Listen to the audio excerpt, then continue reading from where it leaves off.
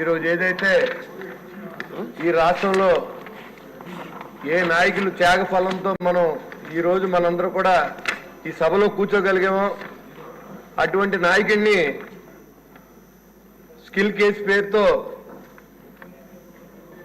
53 రోజులు అరెస్ట్ చేసినప్పుడు ఆ జైల్లో మరి సీసీ కెమెరాల పాస్వర్డ్లు కానీ ఇవన్నీ కూడా జగన్మోహన్ రెడ్డి గారికి ఇచ్చి చూపించే ప్రయత్నంలో కానీ అంతేకాకుండా ఆ ఫోటోల్ని సాక్షి టీవీలో వాటిలో చూపించడం కానీ మరి ఇవన్నీ ఎలా జరిగినాయి అధ్యక్ష అనే దాని మీద నాకు వచ్చిన అధ్యక్ష ఇవాళ ఆ రోజు ఉన్నటువంటి రవికిరణ్ రెడ్డి గారు డిఐజీ గారు మరి ఆయన నేతృత్వంలో జరిగింది. మరి మనకు ఏదైనా జరిగినప్పుడు మన ముఖ్యమంత్రి గారికి చెప్తా ఉన్నాం, మా మీద మమ్మల్ని పోలీసులు ఇబ్బంది పెట్టారు, వాళ్ళకి పోస్టింగ్లు ఇవ్వద్దు అది ఇదని చెప్పి మనందరూ కూడా చేయించుకున్న సందర్భం మనకు తెలుసు. కానీ సాక్షాత్తు ముఖ్యమంత్రి గారి మీదే ఇలాంటి జరిగినప్పుడు రాజకీయ ముసుగులో మరి క్రిమినల్స్ ఎవరైతే ఉన్నారో అది బయట పెట్టవలసిన అవసరం సభకు ఉంది అధ్యక్ష. ఎందుకంటే ఇవాళ ఆ రవికిరణ్ రెడ్డి గారు ఎవరో ఆ రోజు అక్కడ ఉన్నారు, ఎక్కడ ఉన్నారు ఆయన ఇప్పుడు? మరి మనం ఒక సిఐ మన మీద హ్యాండిల్ చేసినప్పుడు సభలో మనం చెప్పి మరి మనం మినిస్టర్ గారు చెప్పి హోమ్ మినిస్టర్ గారు చెప్పి పోస్టింగ్ లేకుండా చేస్తా ఉన్నాం. సాక్షాత్ ముఖ్యమంత్రి గారిని కానీ పవన్ కళ్యాణ్ గారిని వైజాగ్లో హ్యాండిల్ చేసిన విషయం కానీ అచ్చెన్నాయుడు గారిని అరెస్ట్ చేసిన విషయంలో కానీ రఘురామకృష్ణరాజు గారిని తీసుకెళ్లి మీరు సాక్షాత్ మిమ్మల్ని కూడా కొట్టిన విషయంలో కానీ కమిటీలు వేయించుకున్నాం అధ్యక్ష. మరి అదేవిధంగా ఇవాళ ముఖ్యమంత్రి గారి మీద రాజకీయ ముసుగులో ఈ క్రిమినల్ ఎవరు వెనకాలండి, ఈ ఫోటోలు ఎవరు తీయించారు, అక్కడ ముఖ్యమంత్రి గారికి ఏమన్నా జరిగితే ఈ రోజు మనందరూ సభకు వచ్చేవాళ్ళమా? ఇవాళ వచ్చాం కాబట్టి మనందరూ కూడా మరి ఆయన దయ వల్ల ఇవాళ ఆయన ఎంతో ఓపికగా మనందరూ ఇక్కడ రావడానికి ఆయన కానీ పవన్ కళ్యాణ్ గారి పోరాటం కానీ యువ నాయకుడు లోకేష్ బాబు గారి పాదయాత్ర కానీ మరి ఎంతో మంది సభ్యులు కూడా ఇక్కడ చాలా మంది ఇబ్బందులు పడ్డారు అధ్యక్ష. మరి సాక్షాత్ అచ్చెన్నాయుడు గారు మంత్రి గారు మరి బ్లడ్ బీడింగ్ అవుతూ ఉంటే శ్రీకాకుళం తీసుకొచ్చి విజయవాడ జైల్లో పెట్టినప్పుడు మనకు తెలుసు అధ్యక్ష. మరి ఇలాంటివన్నీ ఇవాళ మర్చిపోయి ఇవాళ సభ జరుగుతుంది మన ఎమ్మెల్యేలు అయ్యాం అని అనుకున్నా నేను రాత్రి ఛానల్లో చూపించారు అధ్యక్ష. ఇవాళ వరకు ముఖ్యమంత్రి గారి గురించి మాట్లాడిన సభ్యుడే లేడు. ఇవాళ చాలా అన్యాయం ఇది. సభలో ఈ టాపిక్ కూడా అవసరం అధ్యక్ష. ఏదైతే అభివృద్ధి అన్నాం మనం, ఏదైతే సంక్షేమం అన్నాం, దాంతో పాటుగా ఈ క్రిమినల్స్ కూడా ఈ రాష్ట్రం నుంచి పంపించాల్సిన అవసరం ఈ సభకు ఉంది అధ్యక్ష. దాన్ని కూడా దృష్టిలో పెట్టుకుని హోంమంత్రి గారికి, ఇక్కడ సభాపతి గారికి, మీకు ఇక్కడ మంత్రులందరూ కూడా నేను విన్నవిస్తాను అధ్యక్ష. దీని మీద కమిటీ వేయాలి అధ్యక్ష.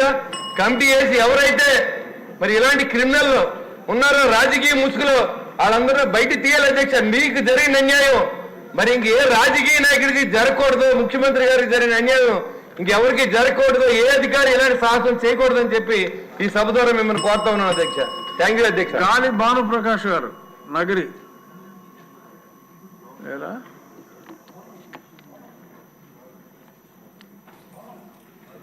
లేరా?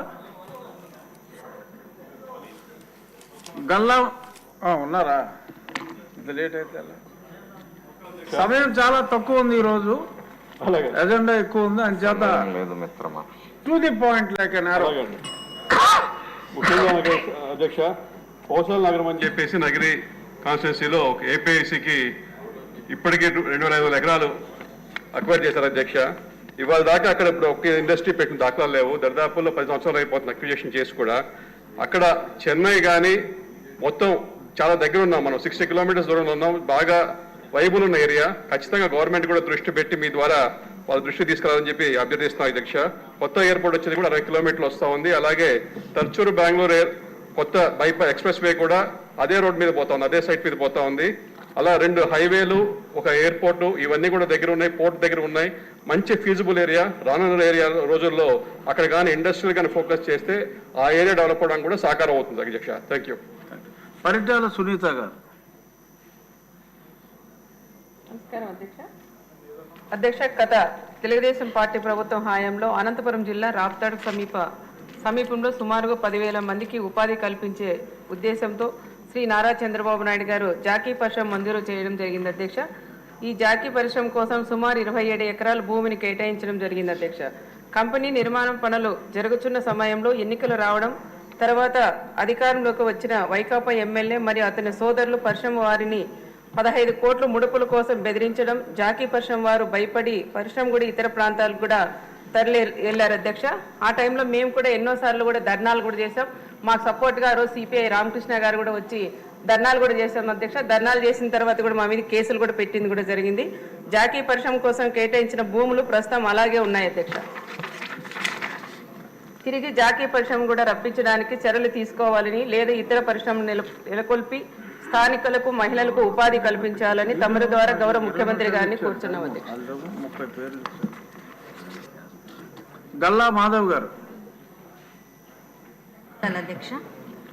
అధ్యక్ష, మీ ద్వారా మున్సిపల్ మినిస్టర్ గారికి ఇళ్ల మధ్య ఖాళీ స్థలాల సమస్యని మీ దృష్టికి తీసుకొస్తున్నాం అధ్యక్ష. మా అర్బన్ పరిధిలో ప్రతి డివిజన్లో సుమారు 10 నుంచి 15 ఖాళీ స్థలాలు ఉంటాయి అధ్యక్ష. ఇవి మురుగుతో, చెత్తతో, పిచ్చి మొక్కలతో మరియు అనేకమైన విష సర్పాలకి నిలవులుగా ఉండిపోయి స్థానికంగా చాలా మందికి అసౌకర్యంగా ఉంటున్నాయి అధ్యక్ష. ఒక్కసారి మీరు ఈ పిక్చర్స్ చూస్తే అర్థమవుతుంది అధ్యక్ష. ఇవన్నీ కూడా అపార్ట్మెంట్స్ మధ్యలో ఖాళీ స్థలాలుగా మిగిలిపోయి ఉంటున్నాయి అధ్యక్ష. అయితే ఇవి మున్సిపల్ వారు అదేవిధంగా ఆ స్థలాల యజమానుల యొక్క నిర్లక్ష్యానికి నిలవల్లాగా ఇటు అనారోగ్యానికి అటు అసాంఘిక కార్యకలాపాలకి ఇవి ఒక స్థానాలుగా మిగిలిపోతున్నాయి అధ్యక్ష. వీటి మీద దృష్టి పెట్టి వాళ్ళకి కఠిన చర్యలు తీసుకొని అదేవిధంగా ఈ వేకెంట్ ల్యాండ్ మెయింటెనెన్స్ని చాలా పటిష్టవంతంగా నిర్వహించాలి అని చెప్పి మున్సిపల్ శాఖ వారికి ఆదేశించాల్సిందిగా మినిస్టర్ గారిని కోరుకుంటున్నాను. చిర్రి బాలరాజు, పోలవరం.